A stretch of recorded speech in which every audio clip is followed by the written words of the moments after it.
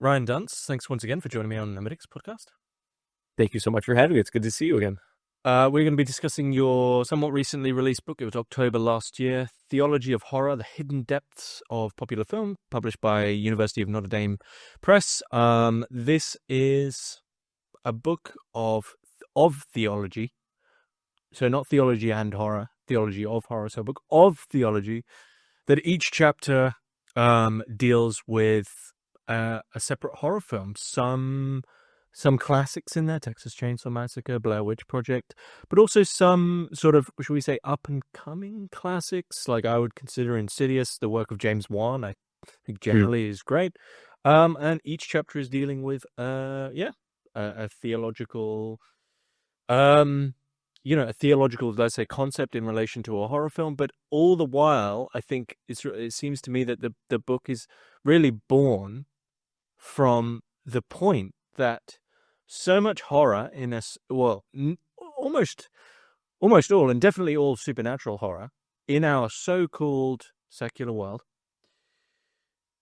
takes as its shared foundation for all audiences the fact that we can even engage with demons, spirits, the devil, whatever it might be, possession. We have a language somewhere tucked away to be able to not have to have any of this explained to us. Like we get this. And so there is a shared metaphysics of horror that is emphatically theological that we just accept. And you delve right into this with your book. Is that somewhat, have I done you justice there? No, you've done, we don't need to continue. You have encapsulated everything that I tried to do in the book in less than a page, what it took me several hundred pages to try to say. Okay. Is that the origin then, that you just noticed this shared metaphysics? It's a well, there's a dual origin in a way. So certainly from the scholarly, intellectual level, it was that I started to notice patterns between not only the supernaturally oriented films, but some of the natural horror. For instance, I Am Legend, you can make a case. Texas Chainsaw Massacre, Night of the Living Dead. These are not necessarily supernatural horror films at all. But as I watched them, I started to notice symbolism, tropes, the way characters and by extension the authors and directors were trying to raise questions of meaning, purpose, and then what frightens people. And I began to notice these family resemblances that seem to obtain across the films. And then that's always coupled, as I'm always quick to say, with what I noticed within my own students. And this has been since I was a high school teacher in 2009. So we're now talking 16 years of observation. A significant, not all, certainly not all, but a significant number of my students love horror films.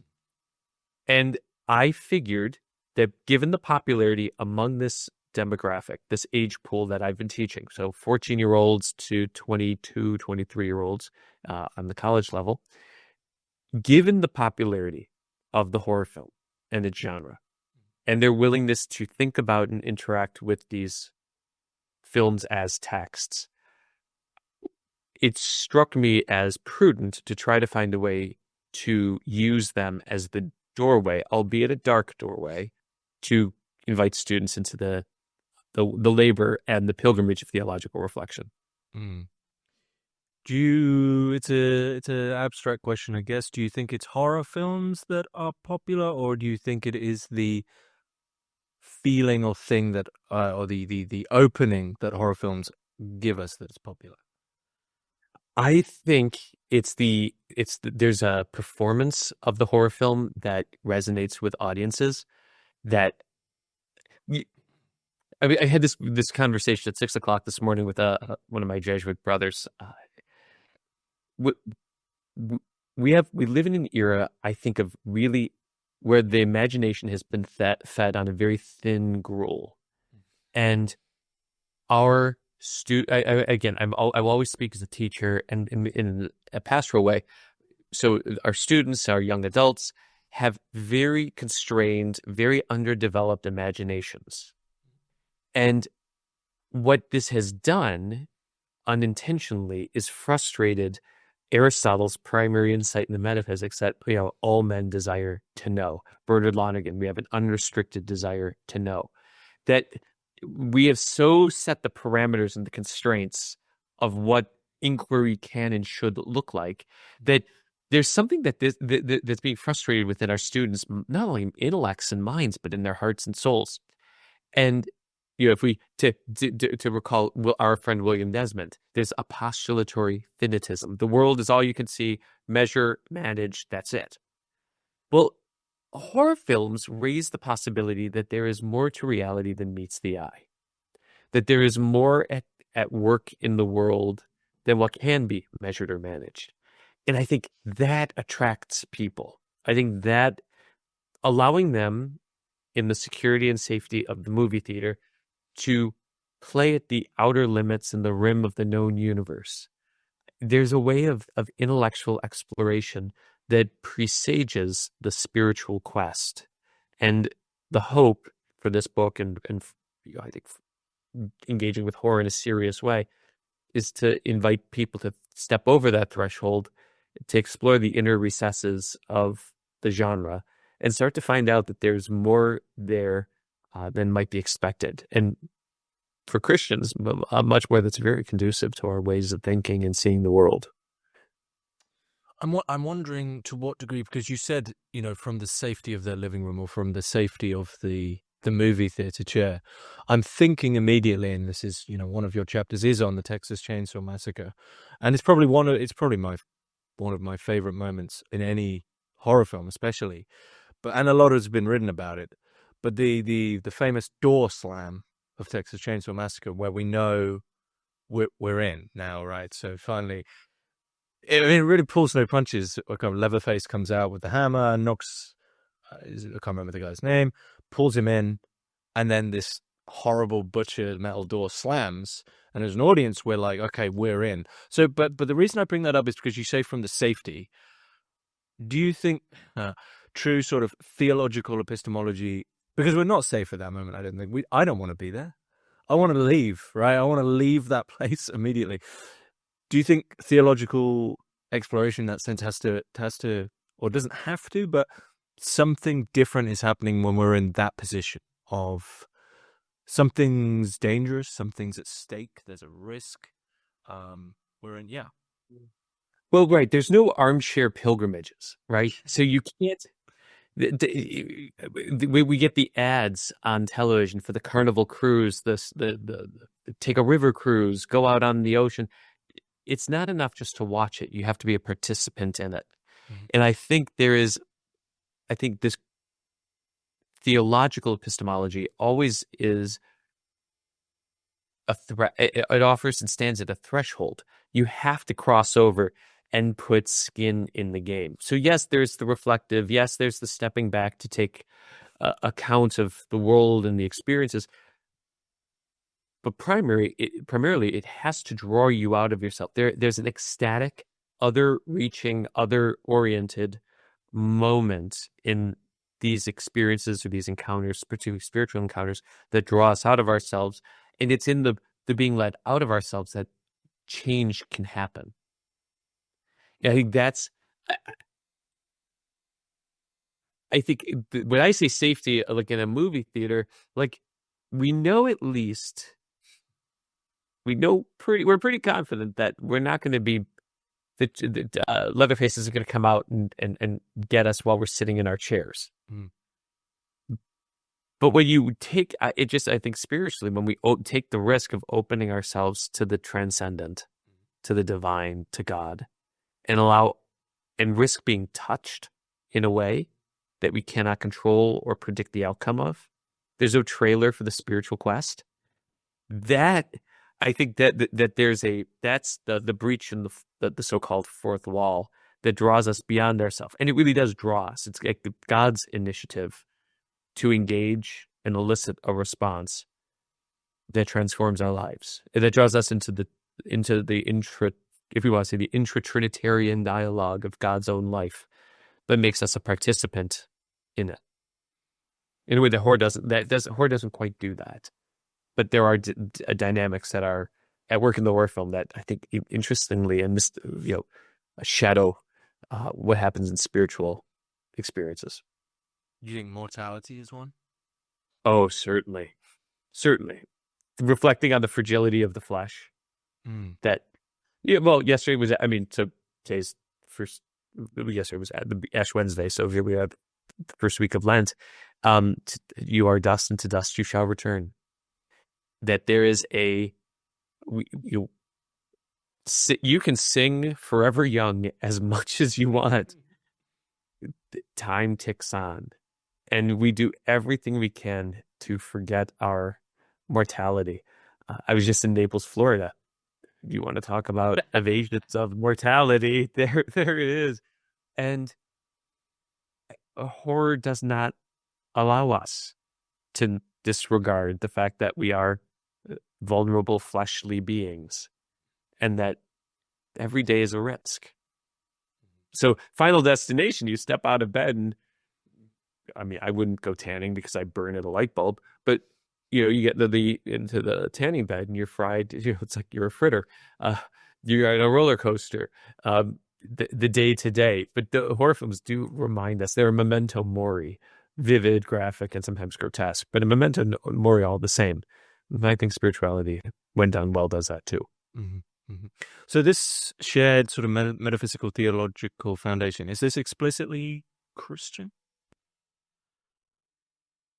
If I were better versed in other forms of metaphysical inquiry, I could speak better to this, but I do think in the West, yes, it is primarily Christian. If there is an implicit participation metaphysics, or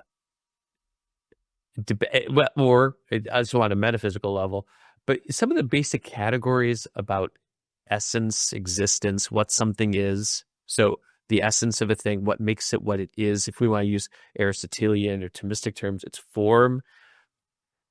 When we look at, take the movie The Fly, you could call it sci-fi, you could call it horror, but there you have the transformation of Jeff Goldblum's character over the course of that film is horrifying, because he becomes interstitial between two species, the human species and the housefly, and that's grotesque. There's viscosity and effluvia and limbs coming off and teeth falling out. There's that. It violates our metaphysical categories by which we normally negotiate our day-to-day worlds. A thing is what it is and nothing other than itself. And so I think that horror presumes and preys upon the fact that its audience, so again, I'm speaking as a Westerner, in our audiences share a common metaphysical world picture. The film needs to convince you that there is enough similarity between the world of the film and the world of the viewer that any interruption, disruption in the film is going to resonate in a really visceral way with the audience. That's why sci-fi. So if Chewbacca walked into my room right now, I would run. Actually, there'd be nowhere for me to go, but because it'd be terrifying. But the world of Star Wars, he makes sense. He fits. It's a different metaphysical world picture in a sense. He fits in one, but doesn't fit in the other. Chewbacca in any other film would be a creature of terror until you realize Wookiees are gentle or nice, or like Ewoks. Okay. But yeah, like every horror film, in order to be successful, presumes that it can create a fusion of horizons between the audience and the film, that you feel like, okay, this world makes sense to me. I can see a sense of normality, predictability, of comfort within it. And then it's the job of the film to frustrate that in some profound way. I wonder if it's the case then that once that unfamiliarity, once that alien monster thing or whatever it is, the horror aspect is pushed to such and you mentioned The Fly, and I think The Fly does this really well, because it's sort of a moment in the film that is you really need it as the viewer at the end. So there's a sort of strange enjoyment of him becoming the flies, eating all these sugar sweets and like jumping around. He's loving life, and then as it goes on, he's then becomes somewhat of like a hermit, and it's like, and then there's a moment where you don't see him for about 10 minutes, and you know he's accelerating his transformation. So, and that's when he's like really grotesque when he jumps through the glass window, and that's sort of the turning moment of like, I don't really want this. That has gone too far. But then right at the end, he then like doubles down and turns again into this like mechanical. I think he's mixed again, like the flies with something else, and he crawls out of the machine as this just absolute pure abomination, and brings the shotgun up to his own head, which I think is like a great nod to the audience of like, we this has to go. Like I have I'm not right anymore, and there's no real other way you could end that film. And I think another film that you draw on a lot is, and this question of when to end a film is key, but I think with horror is especially key. Rosemary's Baby, like, can we the audience exist beyond the end of that film? I think that would be too much for us, right? Like there's way too many questions now. So this, we can't really sit with a complete rupture too long. We can only glimpse it, I think, as the audience. Otherwise, it becomes something else. I think that's absolutely right. I mean, it's funny. We just watched Rosemary's Baby in the class, and there's an inclusio that is important to recognize, and the inclusio is not word; it's on image. Well, it is a bit image, but it's New York City and a mother's lullaby, the melodic la la la la that brings us in, and it takes us out. We are wooed in. The coming of the Antichrist, his birth is heralded not with volcanic eruptions and the horsemen streaking across the sky. It comes in with a mother's lullaby, soothing a child. I mean, that's terrifying. As an uncle several times over, and knowing my sisters and their wife and my brother's wife, the way they cuddle and soothe the baby. Like Adrian, the year is one, doesn't come out of the womb with a pitchfork. I mean, his eyes are wrong and his hands. But he's wooed and loved and sung through his early days. I mean, that's just like any mother, like a face only a mother could love, truly. Yeah, but it sort of seemed. I wonder. It almost doesn't make sense that obviously her maternal instincts for her own baby make sense, but there's a paradox of her love for such a thing, and it's sort of not confusion, but I mean, and a lot of the classics. I don't know what I'm trying to gesture towards here, but it's that moment of what happens when the acknowledgement of what's happened. I think The Exorcist as well, to bring in another classic, does this really well, where you've gone through the gauntlet of basically the whole film, and The Exorcist is one of the few films that just has a moment afterwards. So with Rosemary's Baby, we're in with the Satanists, and we get this like nod to like there's a weird little Antichrist in here. But The Exorcist just has this like 1 minute of, does she remember anything? No. And then like everyone goes off out into the world, and you're left with a horrible feeling that I think is even more horrifying if they'd ended like, I don't know, like, Damien falls down the steps. So I don't know what that is, though. It's like the remnant of what you call the dark transcendent. Yeah, it is. There's I think things are much more effective when that shadow or that site of rupture is left jagged, rough, unresolved. And The Exorcist does that. I mean, what is the evidence? They leave the house. Damien is dead, but she still has scars on her face. Like it's on her flesh. That flesh is the key that ties her back to what she experienced, even if she doesn't remember it. But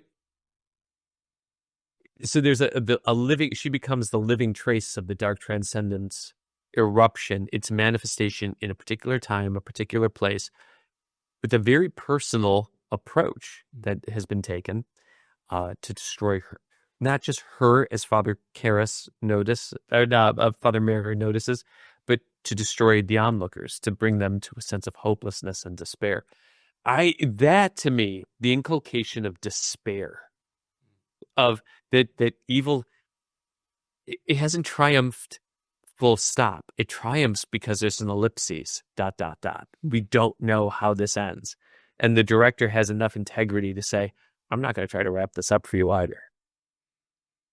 So do you think of any film where the horror is truly found can't really be defined as a horror film? Is there any horror films that are understood as horror films, but you consider a failure because of that? They haven't got they're just full stop, not ... Oh yeah.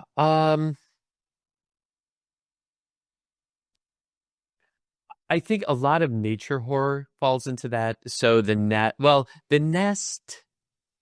I think there is a suggestion of the cockroaches that some survive.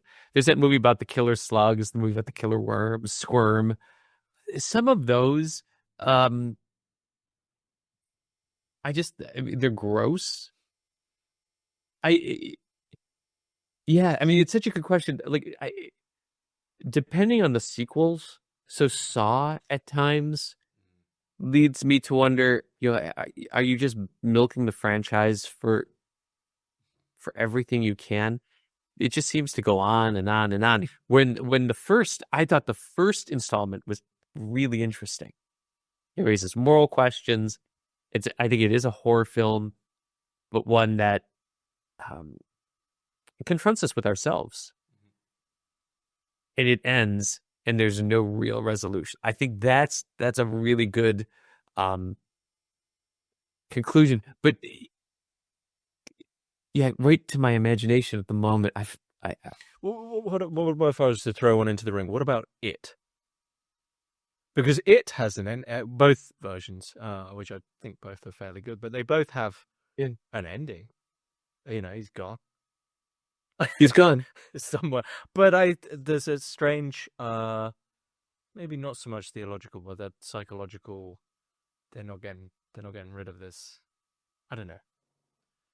Yeah, I admit, so even with It, and that's why I mean Stephen King is his mind is the site of the dark transcendent. I mean he's just so creative. Even It, you've gotten rid of Pennywise, but is that it? I mean, it's the question: is that it? Is that the end? Is that it? No, maybe not. It may have been. We do get the like a cosmogony, theogony type of the turtle versus the serpent thing. In the book brought out much more. But does that exhaust that force of evil? Does Derry go back to normal? Not in the book. Derry kind of caves in on itself because it was founded on this malefic presence. But is that the end of the story? Now we're getting the prequels now on Hulu, I think. The prequel, to Derry. Okay. Welcome to Derry. They milk everything now, don't they? Everything gets a sequel or a prequel. Yeah, and the frustration, the annoyance of that is that it's a betrayal of. I mean, even for things that aren't horror, it's a betrayal of epistemology, really, right? I mean, the typical, the classic example of this is Hannibal, where they did Young Hannibal, which because Thomas Harris was kind of forced into that position. It wasn't actually his idea, but like the point of Hannibal is, your mind is running rampant of like, how did this guy become Hannibal? And then they try to tie it all up so it's easy for us. But it's so. Talk about a betrayal of epistemology. That's a great way you put that, because what it shows is this modern obsession, this blessed rage for order that we want to explain. We cannot sit with the ambiguity. We cannot allow the other of the horror film to remain wholly other. We want to pinion that character on the board we want to dissect and understand the psychodynamics. So we want what happened in his youth, what happened in her past, and try to make sense of everything, because we are fundamentally uncomfortable in the modern era with mystery. We have an allergy to mystery. And I think that's symptomatic of a lot of our cultural ills and woes. I think Charles Taylor would see that, David Tracy, William Desmond, that there's this drive to extirpate or evacuate the mysteriousness, to rid ourselves of the residue of the unknown, because then and only then when we have mastery over all that we survey. And that form of reduction, that I think that's a betrayal also. Let me just of what it means to be a knower. So a good horror movie, I think, keeps that open. It keeps you wondering. And I think it's a failure of the courage on behalf of the author, director, or producers when they try to show too much. The man behind the curtain. Some things are just better left unsaid and let the imagination wonder. It's interesting you use the word mystery in relation to horror, because it pulls mystery away from its stereotypical glowing, luminescent white light. That sort of binary moralization of night, day, dark, light. Mystery is more nuanced for you. Mystery inherently includes a dark. Oh, there's always the darkness of mystery. Yeah, you can't evade that. Because mystery is not a problem to be solved. I mean, that's Gabriel Marcel, right? It's not a problem that we're going to get our mind around. Mystery is an ongoing process that is personal, that envelops us, that lures us or draws us forward, that we're made for mystery. Our unrestricted desire to know, the yearning, if you want to be a Rainerian, that we move toward the horizon of all being in a foregriff, a pre-reaching, pre-apprehending, but never grasping or comprehending.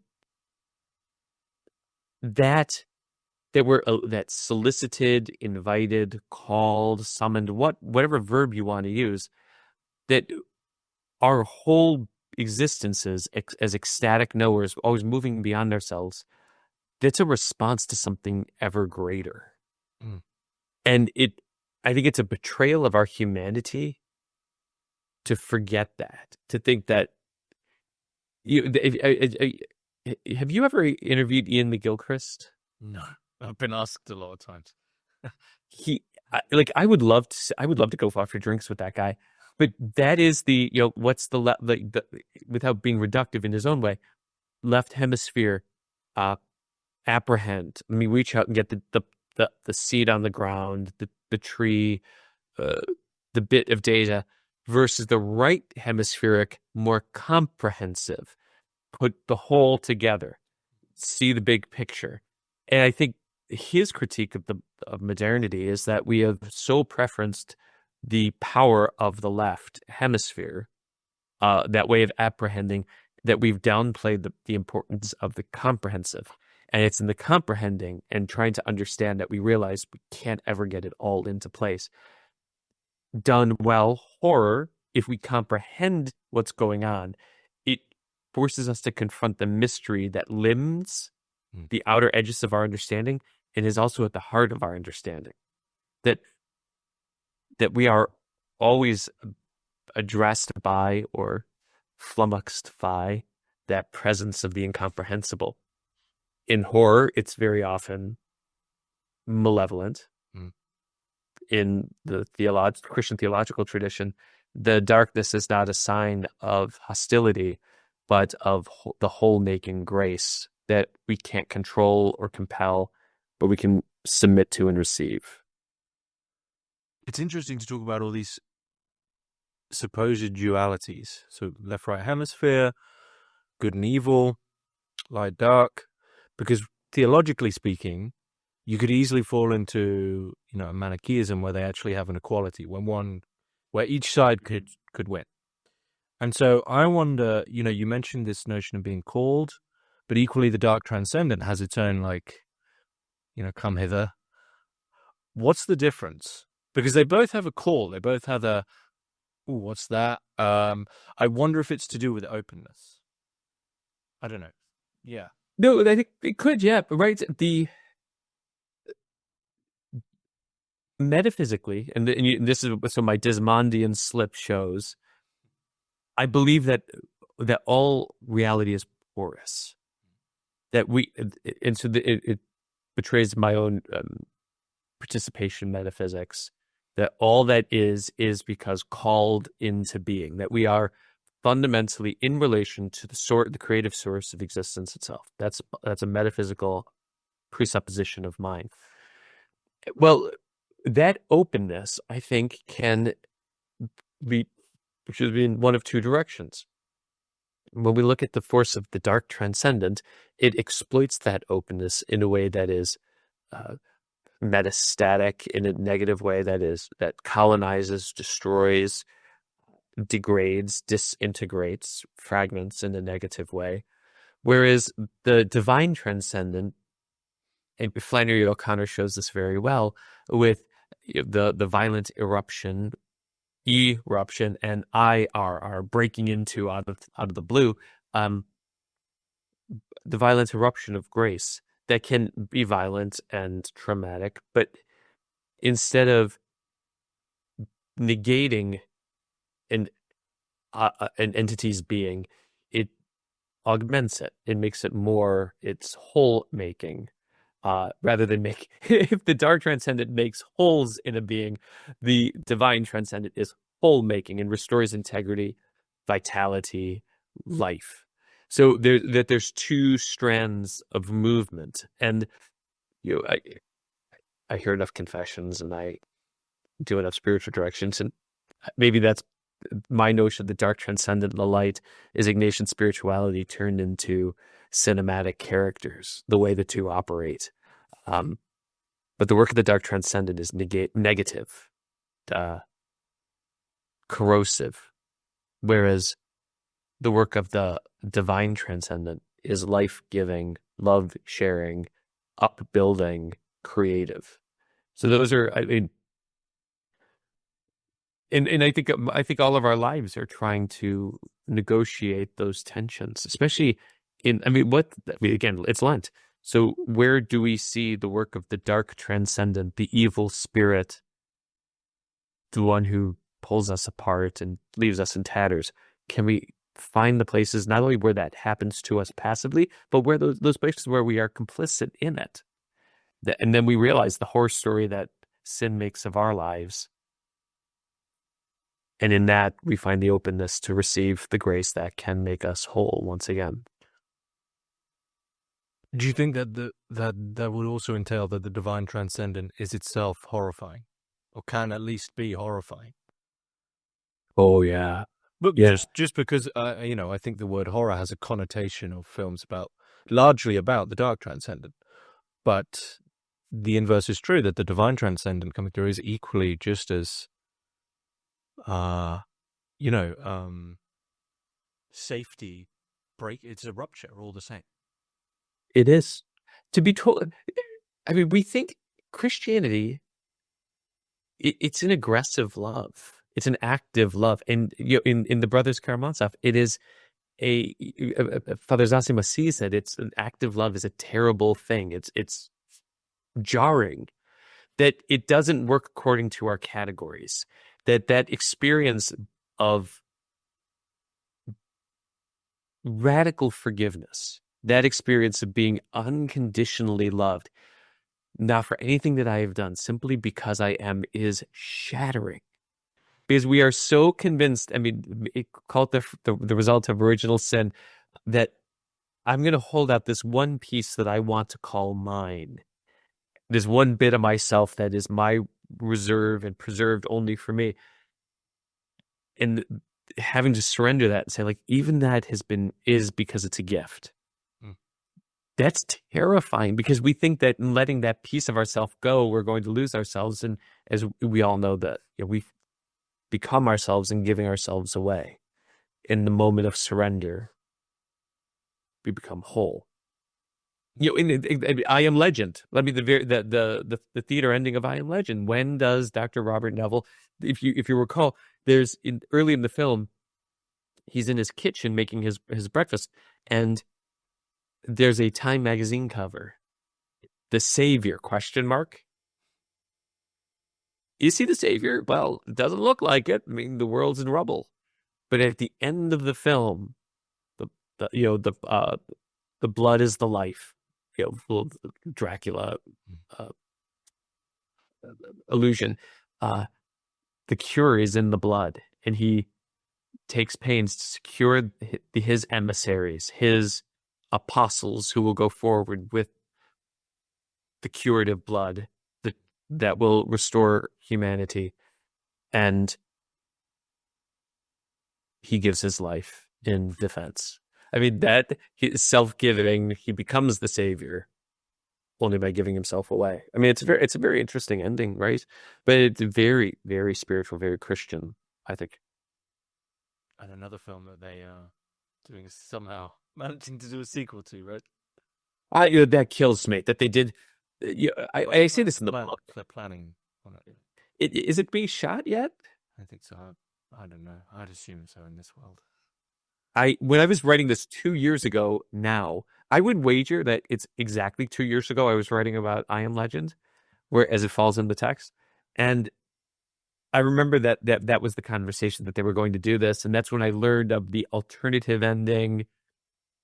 And the alternative ending is the one that people think is the better ending, which I simply do not think. I think the theatrical ending is that was the right way to go.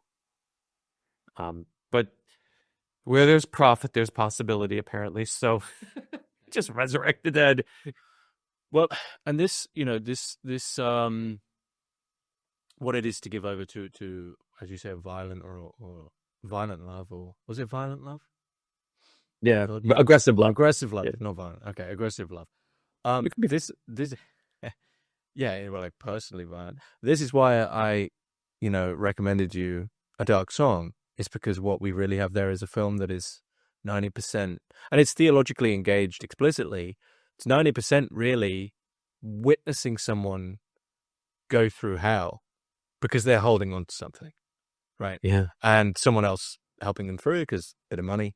Well, you don't really know, why is this guy really here? He just maybe something to do.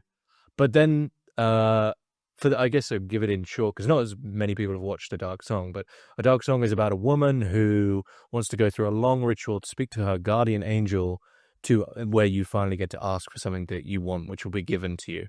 And you watch her basically go through the ritual with this occultist helping her out the whole time. And then, spoiler alert, the ending is that she doesn't want to use the angel for retribution. She is changed in this sense of love and asks for the one thing she needs, which is forgiveness from an angel that looks kind of cheesily like her child. But it kind of works. Yeah. It was partially beautiful is, this is a woman who has said, I don't do forgiveness. Like that's off the table throughout the film. That is the one thing she's most set against.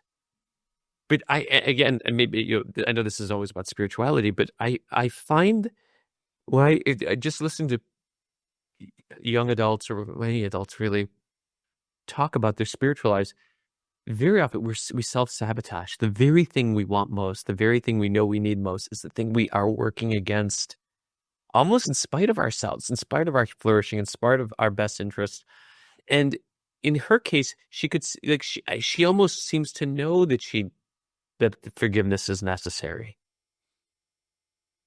but she can't bring herself to that. It's as if the power that's available to her, she will not reach out and take hold of because of the consequences that it would bring.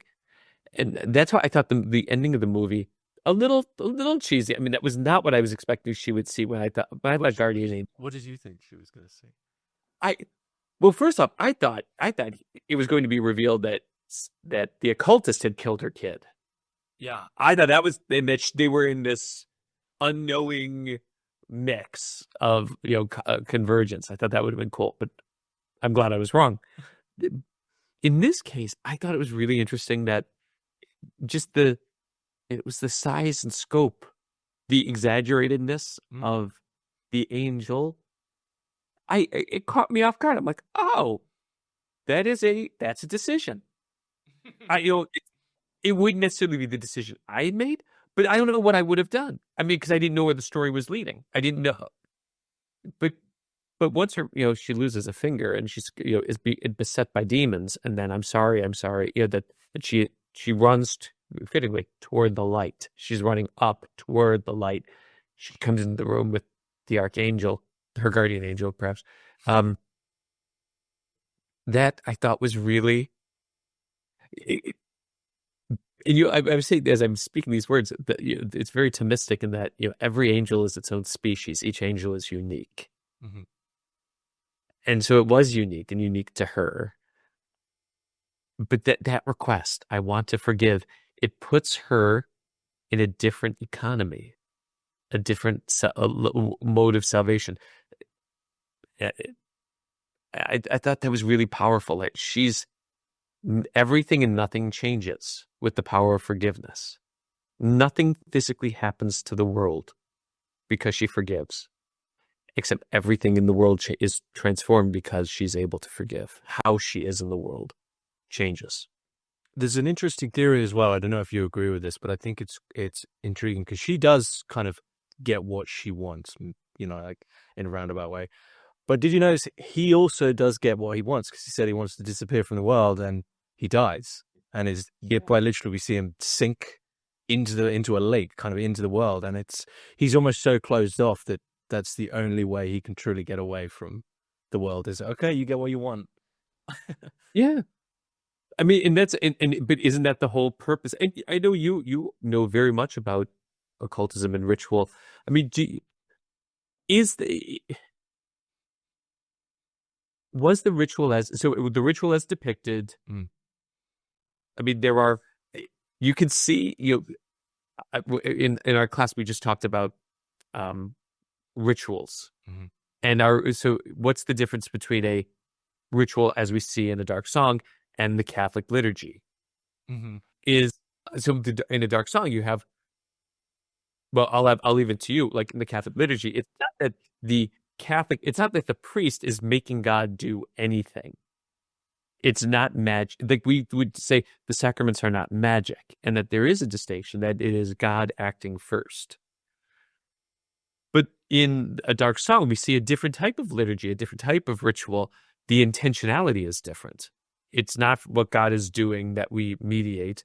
It's rather we're trying to get the divine to do something for us. Like, how do you, like, or maybe I well, no, I think you're completely right. And it's an interesting way to think about it, because I'm thinking about the liturgy. I mean, if you go to the Latin Mass, everyone is facing, even the priest, right, is facing towards God. So everything is about God, is about the divine.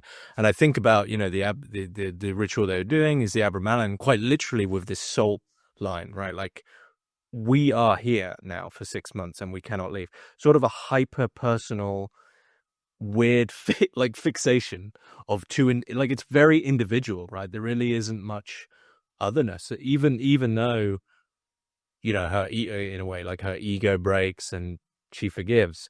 It's about two individuals saying, I want this, almost trying to arm wrestle God via their will to do exactly what they want. So it does seem inverted in that way, that's individual versus the liturgy is about community, it's about it's about openness. And they are quite literally closed off. I'm thinking, and I will probably butcher this, but just as we're chatting, so at the end of St. Ignatius's spiritual exercises, there's a prayer, the Suscipe, take, Lord, receive all my liberty, my memory, my understanding, my entire will, everything I have and possess. You have given all to me, to you, Lord, I return it. Do with it according to your will. Give me only your love and your grace. That is enough for me. I wonder if you, in a sense, if you put that as the epigraph to a dark song, it takes on a whole new meaning as the film unfolds. Because with the very thing she wasn't willing to surrender, my memory, my understanding, my entire will. There's always in Sophia's part, and it's interesting. Sophia, Lady Wisdom, Solomon, David's son, wise. But you have this dynamism throughout the film of she's being forced to surrender the very things that she negotiates her identity on. And in that surrender, give me only your love and your grace. And how is God's love and grace manifested most but in forgiveness? Like the parable of the prodigal son, the prodigal father, if you will. You're the one who forgives, a mercy that is anarchic, that disrupts the world as we know it and makes a new world possible. So there's, and it costs. It's painful. The sushi pay is a painful prayer, because that take, Lord, and receive is, I will be vulnerable to give you the way that I think, the way that I desire, the way that I live. And you're going to, if you take it, you're going to turn, there's going to be a turn in a different direction. And there's going to be aches and pains because of that turn. It's like a good chiropractor visit or a good workout. And then I move in a new direction. So yeah, I mean, there's a way you could take that as a working out of the deepest logic of a great prayer. It's difficult because that seems like a moment of pure grace, though, where we have come to the end of our mortal human resources. So I don't know, not so many people know this for some reason, because it's tucked away in a letter by Tolkien. Someone wrote to Tolkien about the bit at the end where Gollum trips into Mount Doom, and Tolkien in a letter made it clear that was a work of what's the god of Tolkien's world? Au. Gonna say God if they see what that was actually divine intervention. So even all this to get, much like Sophia in a Dark Stone, all this to get to the metaphorical cusp of Mount Doom and throw what is the representative of sin and the devil in. Even then, God, you just can't do it. Okay? Like I need to quite literally trip someone up to get rid of this. Mm-hmm. But that doesn't sell well in a horror film. No, unless you like. That's why I thought I really liked The Black Phone for that reason. Mm-hmm. Like I look forward to teaching it to the students, or watching it with them and then discussing it, because my line for that is start before you watch the movie. Say God writes straight with crooked lines, and you watch the emergence of crooked line, like the providential path written with crooked lines that no one agency is sufficient, but it's a host of them. And then there's something oddly divine at work, supernatural at the very least, throughout the film. But to your point, no, there's no monumental moment of okay, only God now has acted. There's I will call it an intervention, nothing miraculous, unless you look backwards and just say, oh, I see the pattern. But Tolkien did have the trick. The trick. Do you think? Okay, it's a big question. Do you think then that anything that we could consider atheistic? I mean, is there even such a thing as atheistic horror? I think there would always be attempts at it. I mean, not for nothing. I think you could make the case. I think you could make the case that a Texas Chainsaw Massacre, God does not appear at all. Extremely. Saturn being in retrograde does. Extremely material, extremely fleshy as well, right? Halloween, the original, Nightmare on Elm Street, I Am Your God Now, or This Is Your God Now, with the glove held aloft. Rosemary's Baby could be. I think you could, if Time Magazine, if the answer to Time Magazine's question in this movie, is God dead, is yes, then it could be an atheistic movie where you just have now the power of Satan. Now, metaphysically, that doesn't make any sense to me, of course, but I think there's ways of that those could try to bracket. I wonder about like a Hereditary. You could or at least maybe not atheist, but really deistic, like God way off in the hinterland doing making a new world. But in the heel of the hunt, I think it's really hard to do because our social and cultural imaginations have been so deeply formed by the Judeo-Christian tradition that it's really hard to escape from it. I just Taylor's social imaginaries, our imaginaries have been so shaped and formed by a received history and tradition. It's I think it's just hard to excise all the openings to the divine and the transcendent. Also, of course, moral philosophers, atheistic moral philosophers would be up in arms with this. But something such as the Texas Chainsaw Massacre, there is an instinctive or inherent, let's call it natural morality. We know already, even without acts of violence or horrible, we know this isn't good. Like as in capital G R or good. This is not good. This is a bad, evil place. And so, do you think, no one dare in this day and age say this is good or this is bad for you? Do you think horror films are actually guides? Oh, please! You know what? I'm so glad you said that. In one of my little outbursts in class a couple weeks ago, we had just watched the Texas Chainsaw Massacre. So the following week, we talked about it. And I finally said, guys, I got to tell you, like, whenever I read papers and it's, well, that's his truth. And, he just has to live his best life. I said, do you know what is missing in all horror films? Unless they were unintentionally, or deliberately ironic, or they're going to kill someone off. You know what's missing? Moral relativists. Because no one says, well, that's just Leatherface living his truth. I mean, if that's who he is and that's what he wants to do, like, who's to judge? The hell, no. I don't want his truth is the end of my. He's going to take my essay. I don't want to lose it. Mm-hmm. So I resist.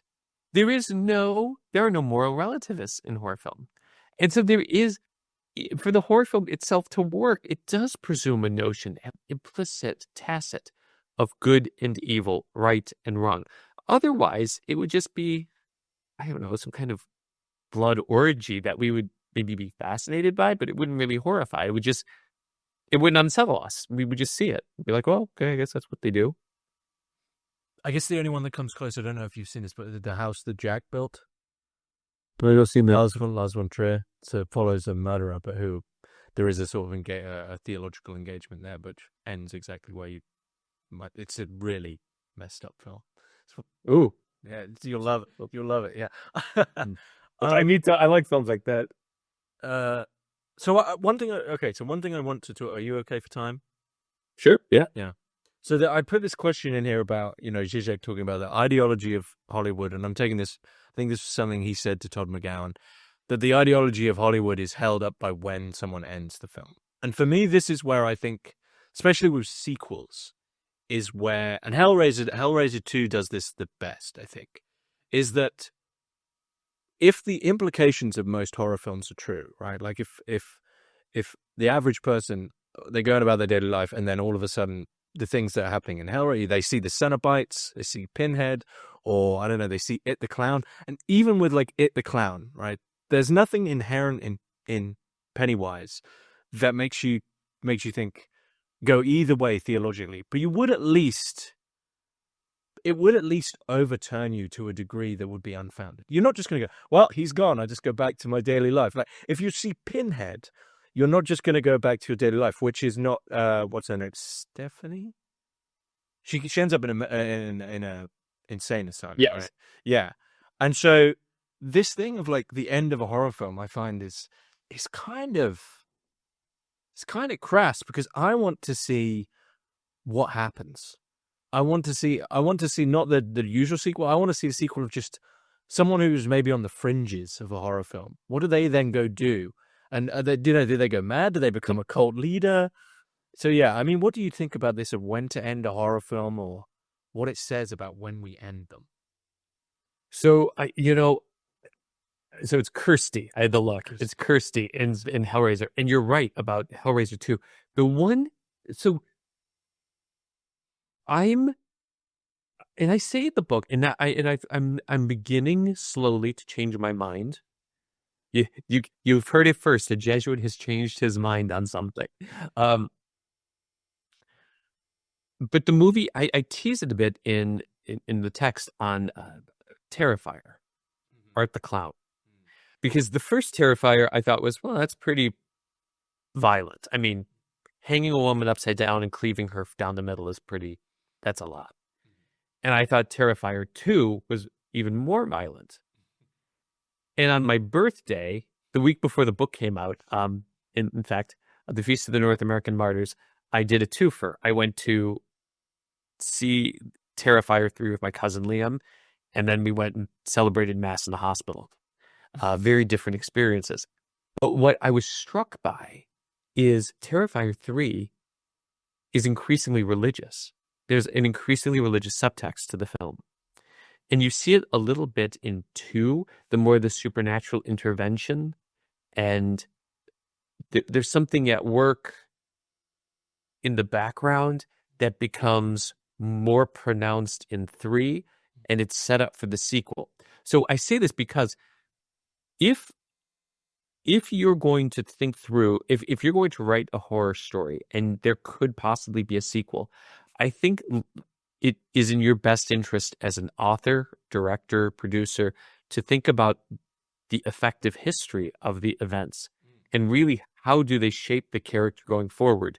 Otherwise, it just looks like a splatter fest that it's gore on gore on gore. Terrifier, to its credit, is looking at the effective history,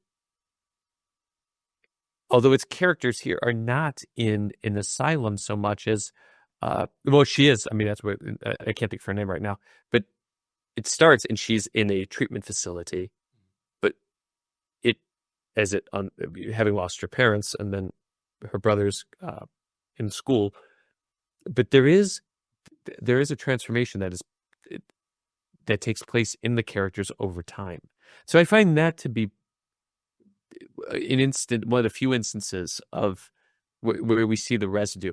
To its credit, Jaws kind of has that, even though Jaws 4 should never have been made. You do see the effect that events happen. Hooper, at least in the original Jaws, why is Hooper the way he is? Well, his narrative flashback in the bottom of the Orca tells us why he is the way he is. But yeah, you're right. I mean, I don't think a lot of thought goes into, if we make a sequel, how do we carry this through in a compelling way?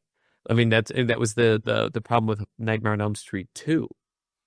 It was so bad. They had to do, in the third one, they kind of had to pretend it didn't exist. But it did that with The Exorcist as well, right?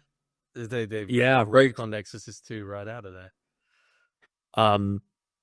Yeah, those sequels are, I mean, it's hard. It's hard to make a good sequel. I think everyone in Hollywood knows that. Because how do you do how is it compelling? Saw kind of does it because you do see characters that were implicated in the beginning. They've fallen, they've atoned in Jigsaw's moral calculus, and then they take on an agent's role in the next, or some other sequel, so that the scar and the trace is still apparent. But what do we do with that? Right. But you're right. Well, I'd be interested in a horror film where you're given a group of people that maybe like worship something, and that's all you get, and then you get a prequel, and you realize that they actually were in like a horror film. That'd be a better way of why are they all worshiping this weird thing and then you go back to a horror film. That would be a better way of doing it. But okay. Yeah. So when I chatted to Kevin Hart recently, I mean, this is where he said, what we need today is a good theology of the soul. And it seems that's what we're tiptoeing around, is that if we didn't have souls, if we didn't have some understanding of what it is to have, not just flesh, because otherwise, once again, moral relativism, well, that flesh person just died. Something deeper is at stake, and horror films seem to kind of rest on these people have souls. Or at least if you're not explicitly Christian, that thing that word refers to. That there's a principle of life and that it is worth preserving, and that at times the life of another may be more valuable even than mine. And so I'll tell you now, I just finished reading David Bentley Hart's There Are Gods, or All Things Are Filled with Gods. Mhm. Very long. I will admit, like, I don't tend to like his writing because he can be so combative. But this book is a sustained engagement against reductive materialisms and versions of panpsychism. And he is making the argument that mind is not a haphazard emergent property, from inert, dead material, but rather that the principle of mind or logic or the logos is at the core of reality itself, and that it is expressed through the material order, so that it's not matter and then a pop off of mind, or of soul, right? But instead, that soul is at the very core of the created realm, of the created order. I mean, so that's very suggestive for participation in metaphysics and all this business, and a particularly Christian one. But he also uses Indian philosophy to subtend his argument, and I think that is right. That Kevin Hart's point is correct. And we don't talk enough about the soul. And Zizek talked about a hangover. Our hangover is this Cartesian, that I've got this, like, Casper the Ghost somehow pulling levers within me. And that crude dualism really does not help us. And we need, I'd argue we need to go back to some type of, I don't know, whether it be a hylomorphism, and I'd be more inclined toward that in my Thomist inklings. Maybe like Thomas Aquinas having his thought having a love child with William James. I don't know. I think there could be something there. Non-reductive materialisms, but yeah, we do need a better account of the soul, what it means to, and there are thinkers. I mean, Herbert McCabe's little book on Aquinas gives a great account of the soul, non-spooky as well, and that I find compelling. But we do, like he's right, we need to think about how do we talk about the soul and why does it matter? The perdurance of souls. I try to do that a little bit in the chapter on, I mean, who knew you could do Aristotelian, hylomorphism, Thomas Aquinas, symbolism, interpretation, all thanks to Leatherface. But there it is. But it's a mark of the soul. The immateriality of the soul allows for language, interpretation, symbolism. That there's more to matter than meets the eye. In that case, that matter matters, but it's not all that matters. What do you want people to take from your book? I would love people to read this. And again, it is a scholarly book. I have to get promoted to full professor at some point in my career. And so there are footnotes, and I ask for generosity, magnanimity of the reader to say, let me go on a journey with you. I'm not giving easy answers. I'm inviting the reader to go on a journey, a pilgrimage, to look at some sometimes familiar sights, but with a companion who's trying to say, let's look at this at a different angle, with a different history, with a different framework. And as we go along, collect some insights, some observations that over time and sustained attention to the text will begin to change how we see films in general. Because it's equipping us, it's at Wittgenstein's line, like the limits of my language mark the limits of my world. I would like to expand the limits of people's world by enriching their language with a set of concepts like the dark transcendent, like taxis or metataxis. And they seem unfamiliar at first or foreign or clunky, but I try to use them and refer back to them and incorporate them in a way that gives you another way of viewing, of perceiving, of interpreting films. And having just graded the midterms, I'm glad to say, like, my students do seem to be getting it, that they're able to say, oh, this is a metastasis, because it allows you then to revisit your own scriptural texts. I like teaching this course on horror in the spring because it coincides with Lent. And it gives, on Ash Wednesday, when they hear the readings, I wonder if not a few of them said, oh, I know what's going on here, in a different, more enriched way. And as we move toward Holy Week, will they hear it, see it, and experience these texts in a way that might be a little bit more enriched and compelling? So that's really what I really want. I want people to have a good time reading theology. I wrote the book with the idea that lots of people would not want to take a theology course, so I would write a book that could be the foundation of a theology course some disinterested people might be willing to take, and in the process start thinking through the limits of the imagination and what just maybe might lie on the other side. I think it would work well as a study group book as well. 1 week, one chapter a week, and then everybody watches the film. Just putting it out there. I think it would be. I do too. I mean, I wonder if there's an online platform to do that. Or watch the film together. Yeah, maybe. Like, I love. We watch the films together with the students. And then so the class ends at 6:30 p.m. So that gives us time then to go and have dinner. And usually I'm meeting with 6, 7, 8 students a week.